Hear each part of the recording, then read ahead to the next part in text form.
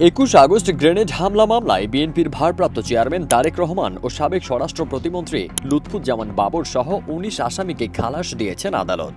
১ December দুপুরে বিচারপতি AKM Asaduzzaman ও বিচারপতি সৈয়দ এনায়েত হোসেনের হাইকোর্ট বেঞ্চ এ রায় দেন।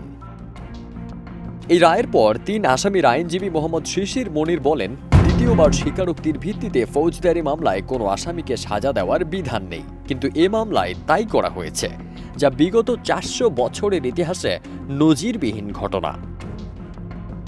রায়ের পর্যবেক্ষণে হাইকোর্ট বলেন, সাক্ষীরা ঘটনার বর্ণনা দিলেও আসলে কে গ্রেনেড নিক্ষেপ করেছে তা কোনো সাক্ষী নিশ্চিত করে বলেননি। এছাড়া ২১ আগস্টে গ্রেনেড সরবরাহকারীর নামও চার্জশিটে উল্লেখ করেননি কোনো তদন্ত কর্মকর্তা।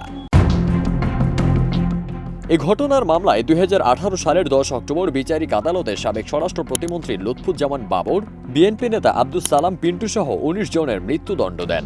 একই সঙ্গে বিএনপির ভারপ্রাপ্ত চেয়ারম্যান তারেক রহমান সহ ১৯ জনের যাবজ্জীবন কারাদণ্ড দেওয়া হয়। বিভিন্ন মেয়াদে কারাদণ্ড দেওয়া হয় অন্য আরও ১১ আসামিকে। পরে ওই বছরের ২৭ নভেম্বর মামলার বিচারিক আদালতের রায় প্রয়োজনীয় নথি সহ হাইকোর্টের ডেথ রেফারেন্স শাখায় পৌঁছে। পাশাপাশি কারাবন্দী আসামিরা আপিল করেন। এদিন বেলা ১১টার দিকে ২১ আগস্ট গ্রেনেড হামলা মামলার রায় পড়া শুরু হয়। বিচারপতি একেএম আসাদুজ্জামান ও বিচারপতি সৈয়দ এনায়েত হোসেনের হাইকোর্ট বেঞ্চ এ রায় ঘোষণা করেন। ফারদিন সানি, দেশ রূপান্তর।